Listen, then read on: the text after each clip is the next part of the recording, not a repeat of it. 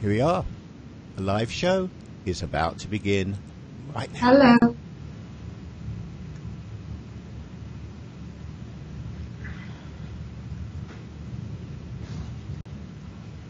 Hello, I'm Philip Silverstone. What exactly does that mean? Stick around, and over the next few minutes, I'm going to show you. You need to meet our next guest, Mr. Philip Silverstone.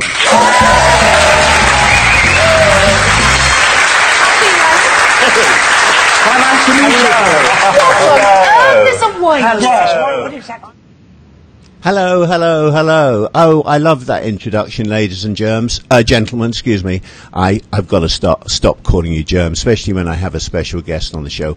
Welcome, one and all, to Silverstone Live on Facebook, with the recorded videos available on both my Facebook page and YouTube page immediately after the live show. Each week, and I'm just checking we are live. Yes, I'm alive. My heart's beating, so that's good. Each week I cover topics which include fashion, wine, music, theatre, film, and anything else that floats my boat, and hopefully your boat too. Just post your thoughts and comments during the live show below the live stream, or phone in with a question or comment. You know you can phone in, or you can Skype in. You can be part of the show. I'll give out that contact information very shortly. Today, I am discussing a new film. It's just launching as we speak. It's just coming out as we speak. And it's, I've got my special guest just waiting to come on when I shut my mouth up, but I'm going to be a few minutes till I do that. She is waiting to join us. Alisa Khazanova was born in Moscow and at an early age discovered her passion for ballet. That's my passion as well, except I don't have the legs for it, as you know. She graduated from the Moscow State Academy of Choreography and the Juilliard School in New York, which eventually led to Elissa becoming a soloist with the prestigious Bolshoi Ballet. But Elissa's dancing career was cut short due to a serious knee injury from skiing. She's going to correct me later on when she joins us if any of this information is not exactly correct. Her life has embraced, and she's so young, yet she's done all this. Her life has embraced dance, singing, acting, and today, we're live today. Of course, some of you are going to see this in the recorded video, but today is June the 8th, 2018. And Elisa's first film as the star, the producer, the co-writer, and the director is being released globally. The film is called Middle Ground, and I would like to take a moment to show you the amazing trailer.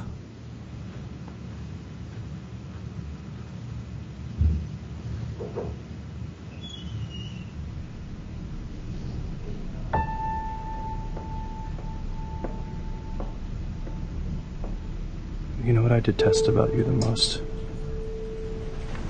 What I will always, always hate. Haven't we had this conversation before? We certainly have.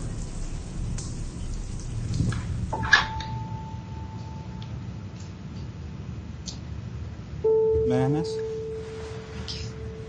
Thank you. You ever think about your life being different?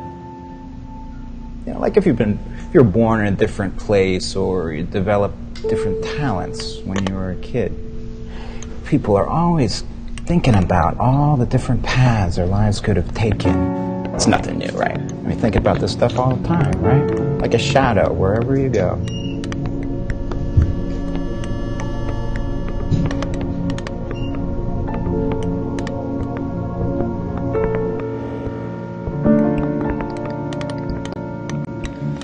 This is more inviting, don't you think? Excuse me? You're serious? There must be someone else. Oh, you are. You were. What? When? When we were together.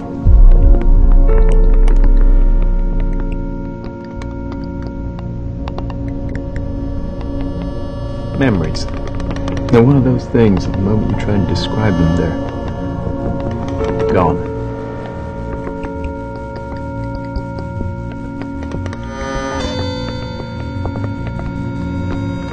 You know what really is interesting is jamais vu, when you absolutely can't remember something that you know you have done numerous times before.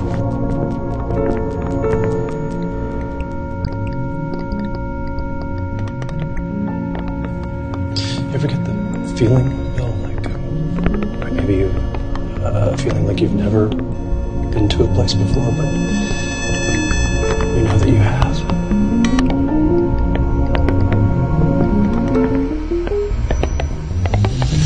Now, a lot of people come through here. As soon as you decide who you are for them, you're dead.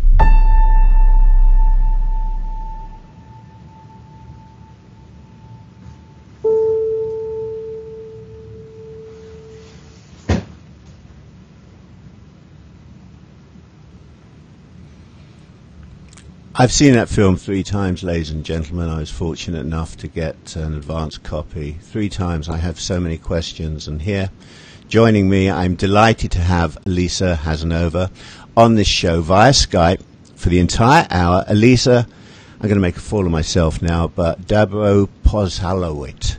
How close am I to welcoming you? Hello, Philip. It's good to be here. Thank you so much for the introduction and those amazing words. Well, don't forget that English is my second language, so whenever you feel like I'm sort of getting off of it, just let me know. Well, maybe we'll have some Russian speakers joining us. We might. I have to say occasionally hello to some friends who are watching this, friends who are fans of the show. Anne Smith, hi. Rabina Haining, who's in Scotland. Colin Cameron, I see you all there. This is a very special show. But I wish I could see all of those people, you know. You don't have to see them. I will share them with you, and later on maybe they'll phone in with some questions. And Ambrosina Yolanda Shurit. Interesting. Okay, in 2009... Let's get started here, because I have so much to ask you. You have been filling my dreams. Your film has been filling my dreams. I have to be careful or my wife will get very jealous. Right. But your films have been filling my dreams and my nightmares. And I want to see if I'm on track. In 2009, let's get to start off with you in the early days. In 2009, Bacardi Rum promoted Dark Spirit Nights, Dark Side of Glam, at Moscow's most fashionable nightclubs to promote Bacardi Black, and that was complemented by fine art and photography. Elissa, given your performance in that 3-minute video, Dark Spirit by Bacardi, which I thought was quite remarkable, for some reason I'm besotted with your work. I would say, from watching that you were more fascinated with contemporary dance than traditional, and in particular, I would think Martha Graham's technique was an influence in you. Am I totally wrong, or is there any truth to any of my assumptions? No, I think you're totally right. Although I have to make sort of a mark there. I never went to a Juilliard school. I was offered a scholarship there, but then I had to make a choice. So I decided to join Bolshoi because, well, you have to make choices sometimes, and it was always my childhood dream to be a Bolshoi ballet ballerina, and we don't give up on our childhood dreams so easily. So I joined Bolshoi. I stayed there for 2 years, and then at some point I've decided to expand my boundaries, sort of. And then I went to Martha Graham School of Modern Dance in New York for a year, and indeed it was a great inspiration, and it opened another language for me, you know, because I do believe that different styles in dance and choreography are different languages. So that was a very interesting period in my life. And then I came back to Russia and I started to do different things. And obviously I've tried different contemporary dance schools and stuff. But yeah, so I mean, I'm really, really surprised by the fact that you have seen this Bacardi video, because I mean, it was quite trendy. At some point in Russia, it was really, really trendy to do those sort of artsy projects for big brands, and you know, we were me and my colleagues, we were approached by this brand, and we thought it was an interesting idea, you know, and to work with that material. I have to be honest with you. I didn't know you went to the Martha Graham School, so it's just that I am very fond of ballet, and I noticed that. I have to wave hello to my brother. This is an important evening that he's actually joining us here. Now, am I correct? Elissa? And I hope I am here, that you studied acting at the Cours Florent in Paris. Did you go to the Cours Florent in Paris? Honestly, I went there. I've had a few lessons there, and I've realized that I'm gonna sound a little bit obnoxious now, but I've just decided for myself that I didn't have time for it, and that I need to go straight into the process. And it happens so that I've met my very close friend and one of my favorite directors in Paris. His name is Nikolai Khamerike, and we started to work together almost immediately. And I was lucky enough to learn a lot of stuff on his film sets. You know, I was lucky really to have that chance. But you did have some courses there. You studied a few, because the thing about the school that intrigues me is that, and we won't stay on this because you weren't there long enough, but the thing that intrigues me is they do acting totally different, teaching acting, where they actually mold the acting to the student rather than the student to the acting. And I just wondered if you learnt any of that, and also whether they taught you in French or whether they used the English program. Which do you use? I was having French lessons in French, and I do speak French. I wouldn't really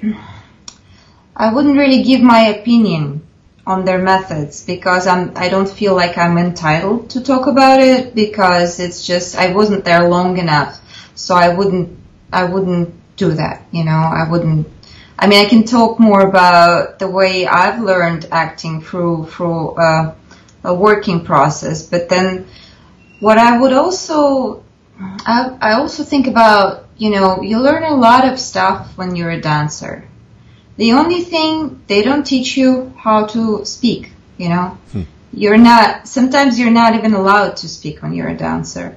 So you need to have a lot of patience, a lot of presence, but most of the time you just stay silent. So what I discovered when I started acting is that a lot of skills that I acquired being a dancer and learning different techniques were quite useful for the film. The only thing I had to work on was my voice, because I literally didn't know how to speak. I was keeping it really quiet to myself. Yeah, and actually I was going to ask you how dancing contributes, or the appreciation of dancing and the learning of dancing contributes to acting. I mean, I realize in dancing you have the same thing as you have in acting, where you have blocking, where you have to be at certain points, at certain times, certain marks at certain times. How did the movement of your body teach you in acting how to address the camera with your body? Is that how you applied your dancing to acting? Well, yes, that obviously it helps enormously, I think, and also I do think when you look on the art of dance, and you take it from a distance, as a broader perspective on it, you know, life is dance. Whenever we move, see, you just picked up your cup and you took a sip. This might be considered dancing, you know, this is movement. So if you do it fast, it's one thing. If you do it slowly, it's a totally different, rhythm to it. But it might be considered by some as a dancing move, you know. So whenever you are on camera as an actor, you always feel like you're always present 360 degrees, you know. Whenever you're there, and the way you move influences your character, I think. I mean, I'm sure a lot of actors know it. Some of them are conscious of it. Some of them are just doing it, you know, it's in their nature and stuff. But this is how it works, really. So a lot of those skills, they're quite useful for acting, not only on film, but on stage as well. And you're not the first Russian dancer who has become an actor. There have been quite a few, and I've loved their work. Can I touch? And I'm not going to get into detail about them, but there's a point to this. May I touch on your parents for the foundation of a question? Sure. And again, if I have anything wrong here, you were one of the few guests who I had a very hard time researching, even though I applied my normal rigorous 8 hours research. I don't read Russian, so a lot of the stuff was in Russian, and it doesn't translate well, but I think I made out quite well. Your father is Gennady Khazanov. He's a Russian comedian and actor. He was president of the Security Foundation of the Russian Jewish community, which was set up to coordinate action against anti-Semitism in Moscow.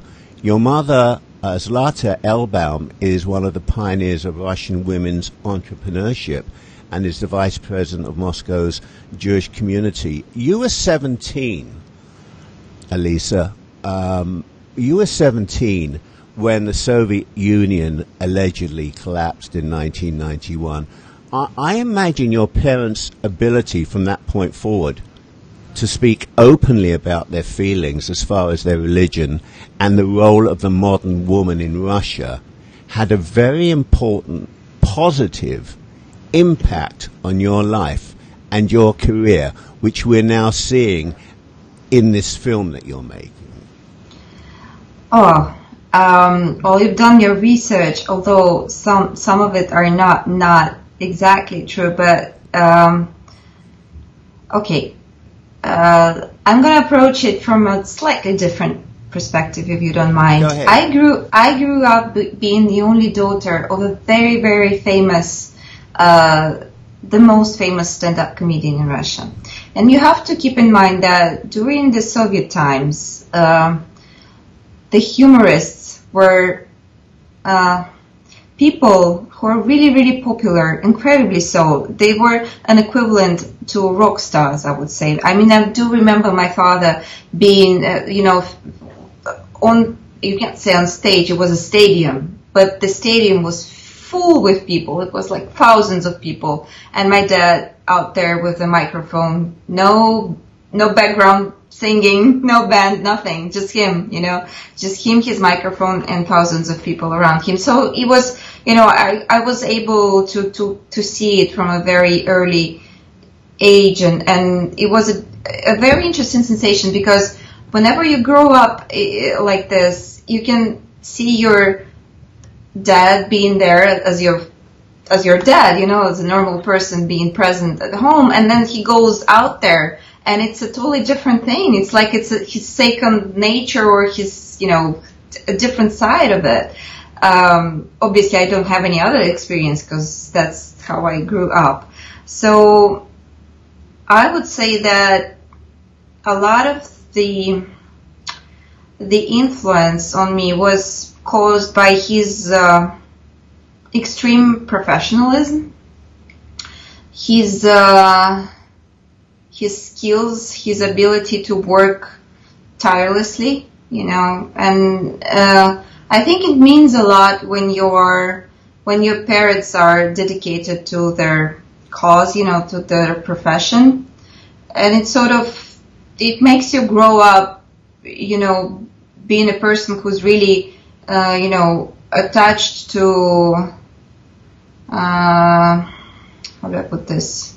I do consider some things, very important for professional people. I don't know if it makes sense.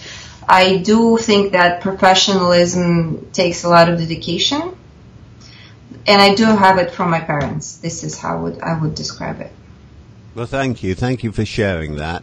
And I hope some of the facts are fairly accurate. It's all right. No, it's. I mean, you've done an incredibly good work. I'm really quite surprised by your research. Well, thank you.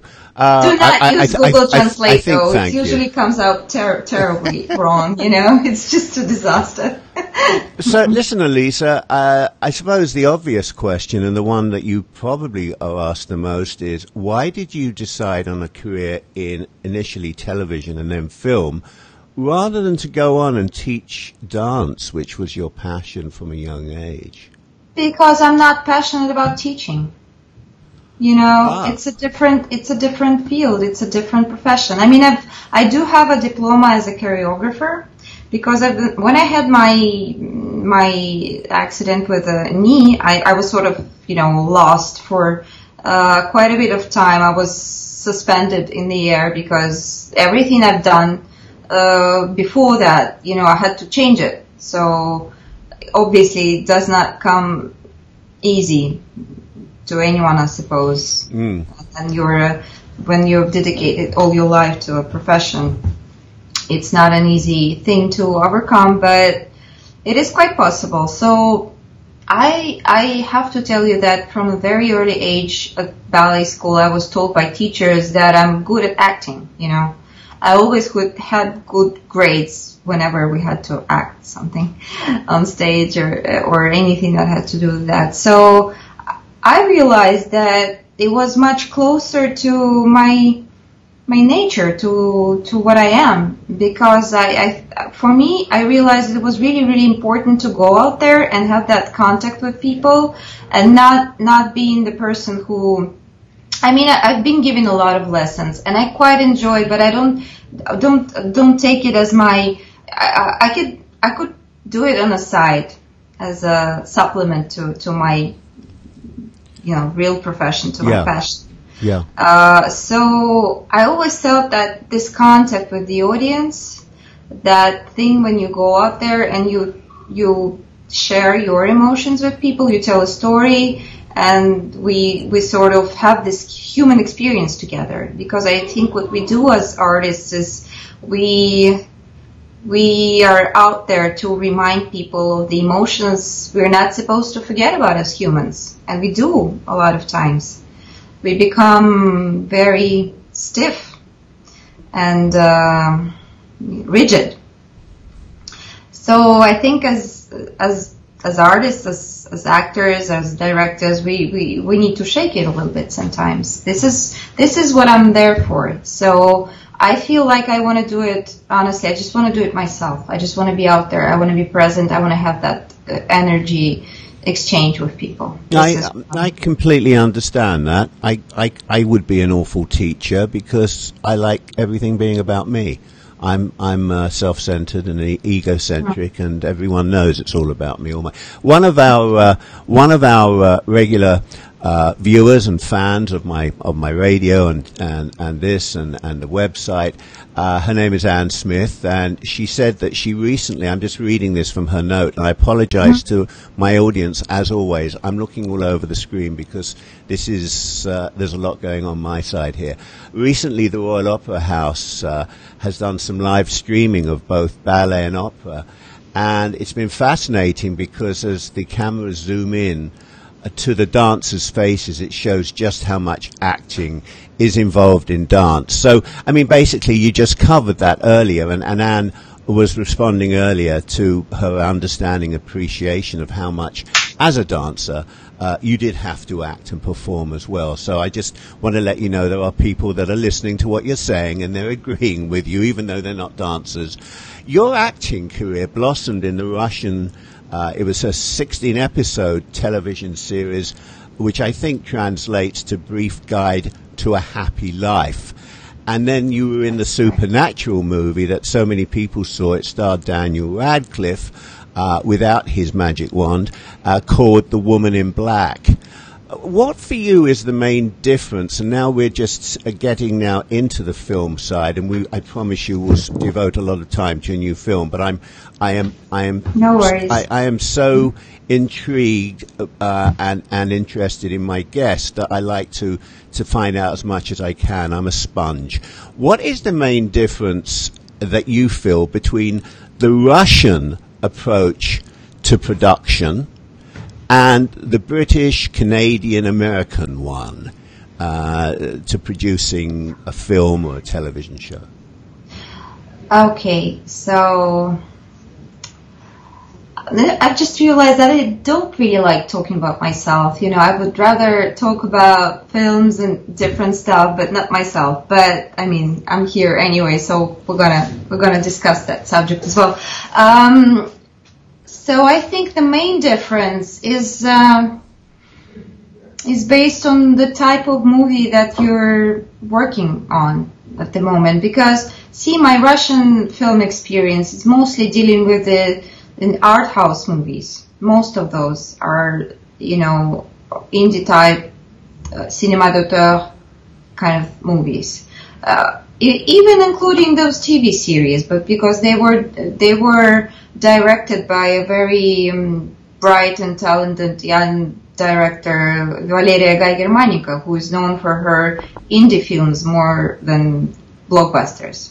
So I would say that the main difference is whenever you go on a big film set, the efficiency with which everybody is functioning on film set is really, really, really stunning. Because it costs so much money, every minute of that work costs so much money. You can feel it, that everybody is doing their absolute best to make the process as efficient as it can be. The good thing about smaller film sets, I find, is that whenever you are working with a team of people who are really connected, and that's ideally the situation on those smaller type movie sets, it really is there to create something. You can really feel the creative energy being present there. Although I do have to say that in Russia you have to wait for the electric generator for hours sometimes. And this is the type of issues we would run into. It's always more on a technical side of the process as opposed to on the creative side of the process. But for example, on one of the scenes in Woman in Black, I had to jump out of the carriage, and the carriage was sucked into mud, and then I would crawl in the mud, and then we will have to do it over and over and over again, And the speed with which every new take was ready to go was just, I've never seen anything like that in my life, It probably took them about 1 minute to get the whole thing ready. Clean carriage, people back into it, everything good as new. That, I remember, did strike me quite. Did you have an opportunity to discuss acting or anything related to the art with Daniel Radcliffe? Did you have any moments that I remember we were talking a lot when he came to. Sorry, I'll just take a sip of water here. Go ahead. When he it's came not to vodka, Moscow, is it? No, I don't. I mean, not all Russian people drink vodka. I mean, no, as much as it wasn't because you're Russian. It's because it's clear liquid. That was the only reason I asked. But go ahead. Anyway, so yes, when he came to a Moscow premiere of The Woman in Black, we had some time afterwards to chit chat and stuff, and he was quite interested in Russian literature actually. So it's kind of boring to talk about acting with actors, and a lot of actors hate doing that, and I'm sure Daniel hates that too, because you don't want to do this when this is what you do. You talk about it when you're in the field, when you have to do it, but I mean, you'd rather talk about something else, right? And when you hang out with people in a different town, somewhere else in a different culture. So yeah, so he was quite curious about Russian literature, and I pointed out a couple of writers that I thought he might be interested in, and I thought they were translated into English. So yeah. I would have probably done something stupid and asked him to show me a magic trick with his wand. But anyway, Don't. Whenever you have that urge to do it, just stop it. Just stop right there. Don't do it. Let's talk about Middle Ground. It's about time we spoke about Middle Ground. It's released today around the world. Straight after this interview, we're going to give out the name of the movie theater where it's showing. You're going to do a question and answer. You've got a couple of hours, so you've got time. Congratulations. Firstly, congratulations to you. And I'm just curious. I shouldn't ask you this, but I'm asking you anyway. How are you feeling? Any nerves? You know, I was feeling really, really nervous. Probably the most nervous I've ever felt in my life before the first screening of that film, which took place some time ago, last summer, I think, at Moscow International Film Festival. I was so nervous. I felt like I was just, I can only compare it to the times when your baby goes somewhere, by himself or herself. This is how it feels like. It's like letting your child go on a journey, and you're not supposed to be there. You have to let it go. And it was a huge surprise to me because I never felt that nervous, never, when I had to go on stage or on a film set or to see a premiere of a film as an actor participating in that film. So that was quite a surprise for me. But then since that time, I mean, it's been out there for quite some time now, and I've had a lot of Q&As with people and a lot of feedbacks, different types of feedbacks. Some people love it, some people hate it. And it's okay, you go out there, you shouldn't expect that, everybody's not going to like you out there. That's not the point. No. That's not the point. So you share your thing, you do your thing, you share it. Hopefully some of the people will respond to it. This is already an amazing thing when some of the people respond to your to your vision. Basically, this is what it is: your language, your vision. Yeah. And obviously, I'm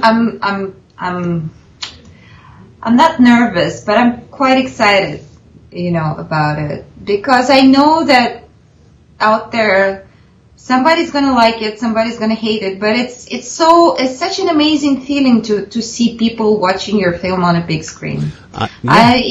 Nothing compares to it in terms of it's not gonna be the same on their phones or computers or any other devices. It's meant to be there on a big screen, and this is what's exciting about it. Well, I don't know whether you have, I doubt if you have, whether you've seen my response after watching the film. I'm not a film critic. I'm somebody who enjoys film. And I was so, I suppose, as I said, besotted by the film, with the film, so taken with the film. It touched on so many things that are important to me that I actually posted last night, actually, on the IMBD website, my thoughts. I gave the film a 10 out of 10, and may I take a moment and read you what I wrote? Because sure. I'd be intrigued, because I have so many feelings about this film. This is what I wrote. The film is for those of us who are prepared to go beyond our comfort zone and tempt our palate with more esoteric flavors than we normally allow ourselves to absorb and savor. Middle Ground is disturbing and claustrophobic. It is a snapshot of life as most of us know it. It reminds me of a circle of life with a small opening. We can go around the circle and remain in our predictable pattern of life, or we can find out what lies beyond the circle and venture beyond it. Perhaps a parallel life imitating the one we have lived, or a parallel life where the dreams that fill our head while sleeping are actually the reality, and our awakened life is the fabricated one. Or maybe this is the world between life and death. Am I anywhere close in my... You are, and it's just amazing, really, to have such a response to this whole middle ground thing. Thank you. I mean, what can I say? Okay, as long as I can just say thank you. I am going to cut out the next question I was going to ask you because it's dumb, and I want to stay on this now. The film, for me, is extraordinary in so many ways, one of which is the absolutely brilliant casting. The actors, including yourself, are quite stunning in the way they deliver their lines and present their characters. How difficult was it to get them to embrace your characters, because you co-wrote this, as you envisioned them? Well, I had help. I had an amazing casting director. Her name is Stephanie Holbrook, and I was so lucky to have a chance to work with her. She responded to the script. She told me that some of the scenes there, she could really relate to it in terms of, a sensation of the dialogue, really. She told me that, I've seen those things happen. I can really relate to it. So that was a good start for us. And then you have, basically, in New York, you have so many amazing actors. And obviously you have to make choices because you have your own idea in your head. But I was just so lucky to be able to do it here in New York, because I feel that the actors are just brilliant, and they had so much professional, approach to it. The desire to do it, exactly the way I was asking them to do it. Yes. So I was really lucky to work with those people. Really, really. I wanted to say some of the actors who are in the film, they would initially try, they were out there casting for a different part, and I was just, I would go like, oh my God, he's just a brilliant actor. He's so good, but so not right for this part. So I would just take an actor and give him a different part, and it worked really, really well, So it was this miss and match kind of a puzzle thing going on there, but I think it worked well. I'm really, really happy with my casting decisions. Well, I would like to... I'm grateful. Elissa, I'd like to single out two actors, apart from yourself, two actors who totally mesmerized me. And I'm going to put their photos up on the screen now because I'd like people to see them. Firstly, Rob Campbell, who played the bartender, and Daniel Raymond, whose British accent was very convincing and who dripped with cynicism. Let me put them up on the screen now. And we have Daniel Raymond on the right of the screen and Rob Campbell on the left. And those two actors, for me, deserve some sort of recognition in an award. I can't ask you your feelings about the two of them because you have an entire ensemble of actors who were all brilliant. But can you understand why I was mesmerized by those two? Oh, yes, absolutely. Absolutely. The minute they both walked into a room, I was mesmerized too. And then it was the question of using their presence in the right way, But I was so lucky. I feel like I was blessed to work with such talented people, really. I was wondering if it might be a good idea for me to briefly, either you can or I can, whichever you prefer, explain the storyline to the audience, the basic storyline in a few lines. Well, I hate doing that, so you go ahead. Okay. So this is the storyline, basically, and this is the storyline as I saw it, and the storyline I hope as you wrote it. First we see, ladies and gentlemen, a couple of a couple of people in the empty restaurant of a hotel. I'm putting a question mark after hotel because Please don't put any spoilers in. I want people to discover it. No, I'm not going to put any spoilers in. I want them to come and see the film. Yeah. There's tension between them. He berates her, and she ignores him. He's demanding and bullying. Okay, we'll come back to that in a minute. Yeah, the husband leaves her for a meeting, and a man joins the woman at her table and talks to her as a friend. She has no idea who he is. She leaves and she walks over to the bartender.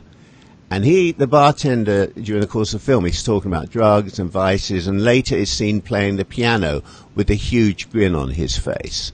The scene keeps changing and developing. I'm not going to say what I was going to say because it might be a spoiler. The scene changes and develops, and it's intriguing. It's so intriguing. You didn't agree with me when I said he was demeaning and bullying. How would you describe his? You are the woman. How are you describing his attitude to you? I see those situations. So there's so many of them around us, and it's such a stereotype by now. But the way I feel about it is that it's not about good or bad people. They just see it differently. So when you say that he's bullying her, well, he's actually, he's trying to make things right. This is what it is about him. He thinks he knows the right way to do things. And he did ask her not to smoke in his car, right? He did ask her. So why did she do it? And this is right there a difference in communication. And that is why so many people are really, really unhappy, because they come from different worlds. They cannot find that middle ground point between them, because their mindset is different. And it's not about being good or bad. They're just different, And sometimes this is what it's all about, just finding the right way to listen to another person, understand another person, and by that change the way of communicating with another person. Okay. I mean, he wants it's not. It's some people, when they look at that scene, they say, well, why isn't she doing anything? Why is she just sitting there with that blank expression on her face? He's asking a normal thing. He's asking a normal thing, not to smoke in his car. Why is she so angry with him? So people are different, and this is, by seeing this situation, people judge it differently. I was thinking more in terms of the fact that he's sitting there with her and asking her to remind him to make a phone call. Why the hell couldn't he just put his phone on? He's on the phone all the time. Put the alarm on. Why does he have to depend on his wife? Yes, but see, when you create characters and you direct actors, you cannot go with the bad person, good person type of thing. Every person has its own logic. So for him, the fact that she did not remind him of that call means that she does not care, and she does not love him, and that is why he's bullying her, because he feels unloved. And a lot of the people feel that way, and a lot of the bullying stuff comes from that point. This is how I see it. So when you try not to judge those characters in terms of who's right and who's wrong, you can see that there's the deep down inside, it's all about love. It's all about being heard and being loved and being appreciated, I think because he's trying to do his best as well. He's really trying to work hard and make it work, but in his own way, which is probably not the right way for her, Maybe I'm too judgmental of a person. Maybe I am him, or maybe not. I have to, I keep saying I have to. I want to, and I'm looking at the clock as well. Ladies and gentlemen, I probably won't be able to take any calls today because this, for me, is all about the guest today. But you can still continue to write, and I'll share what you write. Yes, Anne. The film opens today, and I'll tell you more about that at the very end. Your dialogue, Elissa, reminds me of the work of Harold Pinter. And I'm sure you've had some experience of his work. He's known, everybody out there, for his use of colloquial language, lots of cliches, unpolished grammar that reflects day-to-day speech. And his style is also characterized by long pauses. But also, Elissa, it reminds me of the man who was totally impressed by Pinter in his own work, influenced by Pinter is the word I was thinking of. It also reminds me of David Mamet's style of writing dialogue. Mm-hmm. And there are moments in this film, your film, that remind me of one of my all-time favorite films, which Mamet wrote, Al Pacino in the bar scene in Glengarry Glen Ross. I don't know if you ever saw that. But I was wondering whether either of those writers had any influence over you or Michael Kupisk, who you collaborated with. Yes, definitely, absolutely. I mean, we're not even hiding the fact that we were hugely inspired by the style of Harold Pinter and David Mamet because, it just felt right for this type of storytelling, it just went perfectly well together. So yes, I think a lot of those dialogues are inspired by those two great writers, and I'm feeling quite honored now that you mentioned them. Well, I mean, I think that it jumped out at me. It was just the rhythm of the dialogue as you had the actors deliver it that immediately captured my attention from the very beginning.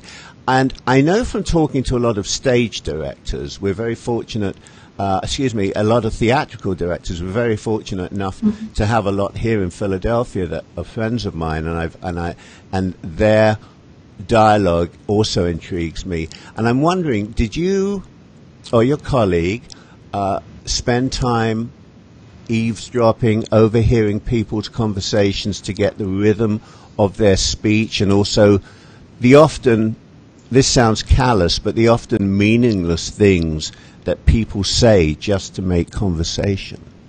Right. No, we were not using the eavesdropping technique this time, but I was Michael is really, really good at writing dialogues, and I just pinpointed some details that I thought were more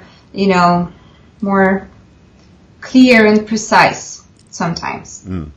So it was the initial structure of the scene. I would suggest that we have a scene where he's trying to tell her that she's not right about something, and we would talk about it, and we would discover things together, and then Michael would come up with a first draft, and then I would go in and say, this here or that here, we need to change it. Then it becomes more alive, more of a real thing, more of a real dialogue. Yeah. So basically, I mean, all people work like that. I think when they're collaborating together, they're trying to bring it into life as much as they can. I couldn't help but notice, as everyone else does, and this isn't going to give anything away, I don't think, that from the very beginning, at times your camera reveals a swaying from side to side, as if we were on, let's say, a boat. I can't help feeling that in this film we're on a journey going through some very major turbulence, which is causing the confusion of reality with dreams or alternate lives. Can you tell me without giving anything away, what the reason was and the motive was for that movement? Well, we had long discussions about this with my amazing director of photography, Fyodor Las, who is also my very close friend, and we've been working on that project for almost 2 years before we went into shooting. So I told him that the movement of the camera should be present because the reality should not be quite stiff. At some point, there's this movement there when you look at it, and you sort of feel like, is this real? Is it exactly what I'm seeing, or is there something else there? So yes, you described it perfectly well. There's this sort of I wouldn't call it turbulence, but there's this slight shift in reality sometimes. And I think it happens for different reasons, but sometimes it feels like your dreams are more real than your reality. And I think that connection there was shown through that movement of the camera, That sort of how do I put this? Not to sound too cuckoo. I do feel that time has a physical presence, Yeah. There's something out there, and it moves, and it depending on your mood or a period in your life, it moves differently, I think. So there's that presence in the air, and I wanted to feel it. I wanted to show it more. So this is where it comes from. Because of the time we have, and I probably have enough questions for 2 hours, I want to make a few statements about my feelings of the film from scenes that I saw. And I'm just curious about your reaction. There's a moment in your film which seems as if the late Italian director, who I adored, Luchino Visconti, was in some way involved. The old lady in the elevator saying, "Can't get any sleep around here." Mm-hmm. That's a very surreal, for me, this is a subjective and a personal comment here. It was a very surreal, almost semi-conscious remark from somebody I felt may have been dead and was just being pushed along corridors until she could finally find the appropriate place to sleep to death. There's also another scene where an important scene, I felt, the white linen cabinet episode, which of course you walk into this room and it's the laundry room, but it's very white, and for me it almost seemed as if your character's premonition of that moment, those people who have actually died for a few moments, always recall seeing a white light. And with you being in that very, very white room was like almost a premonition of your death. And the housemaid could easily have been the angel of death. And and then I'm going to make one other comment here, which I was going to make earlier. And again, I'm saying these things, and you can just tell me whether or not you feel I'm reading too much into it, or some of it is intriguing. We see the bartender, who is also at some point the host.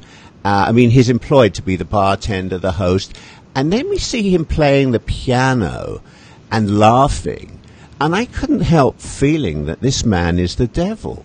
So I'm reading a lot into this with death, and I really am seeing this not so much as a hotel, but as a holding station between life and death. Has anything that I've said here, which I got from your film, I gleaned from your film, has any of this relevant to what you were trying to say? Yes, I would say it is.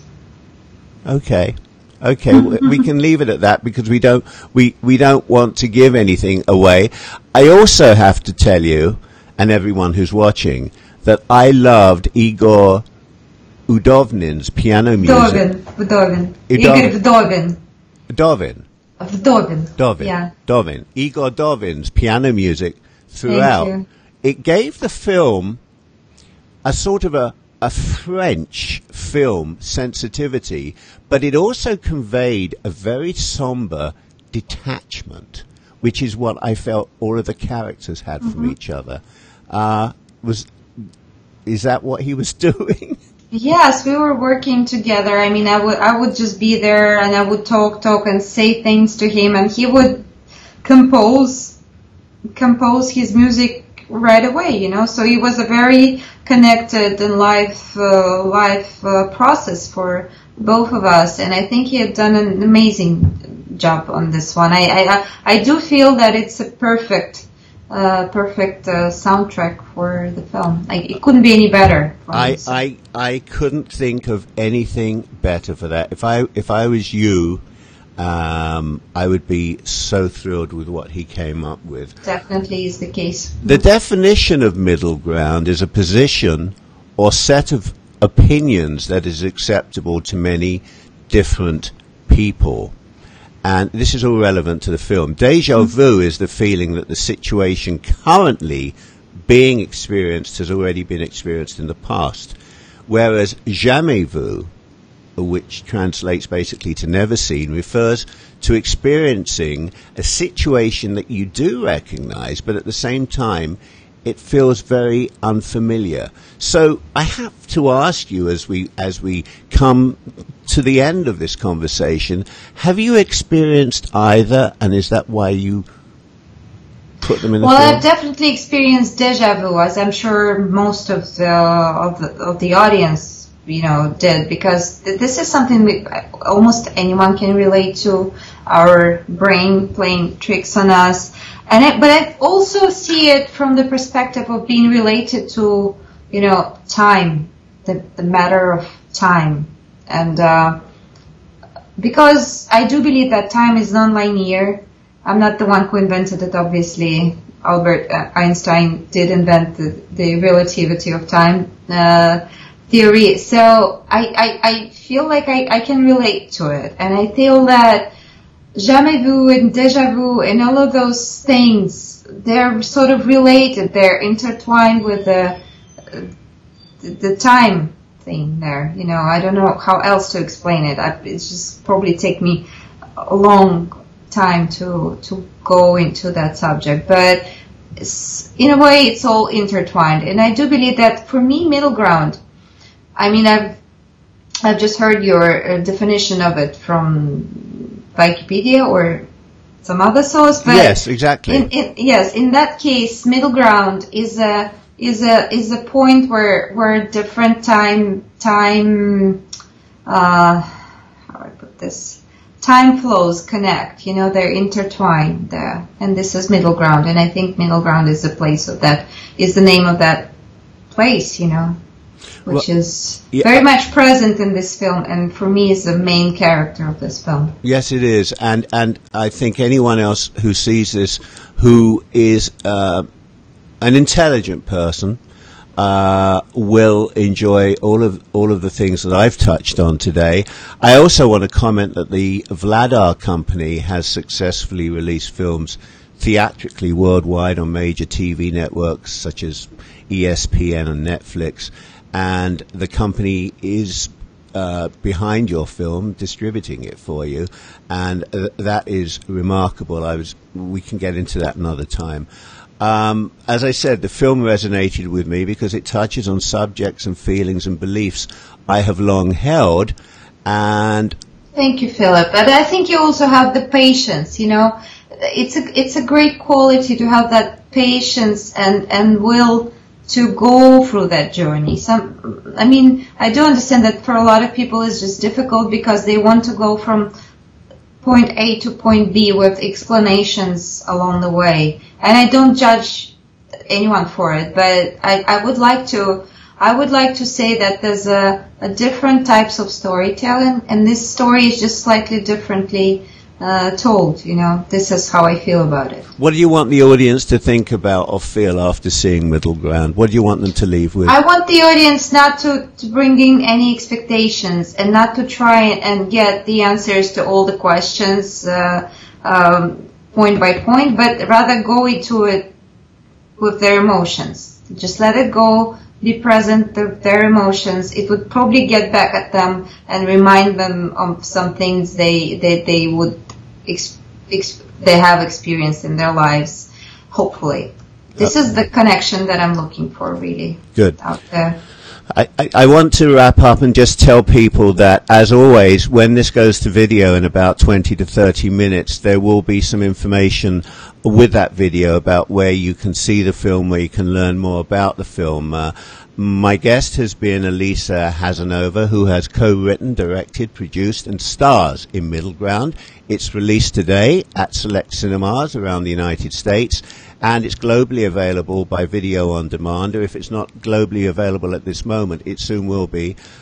Digital releases, you can go to iTunes, Amazon, and cable networks, and I'm hoping in the near future on Netflix. Alisa is now off, so she can conduct a question and answer session. If you live in New York, it'll be after the 7:10, the 7:10 screening at Cinema Village tonight, where the film is being screened. They're at 22 East 12th Street in New York. Also, you can see the film at Kew Gardens Cinemas, which is at 81205 Lefferts Boulevard in Kew Gardens, New York. Under the video, I'm going to give you a way to check show times and to check lots of other things.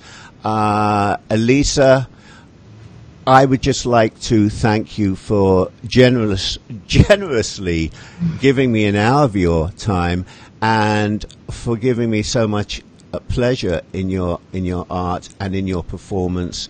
And I can't wait till your next film, and I wish you every success with this film. Thank you very much, Philip. Thank you for the dialogue. Thank you for that exchange. It was really, really special and precious to me. Thank you. Enjoy the question and answers tonight. Ladies and gentlemen, I will be back next Friday at the same time with another guest, music next week, and you can watch this again and tell your friends to watch it on Facebook and YouTube. And this is it. I love you all. Good night. Thanks for all your questions, and I've answered some while we've been talking. Bye-bye, everyone. Thank you, Elissa.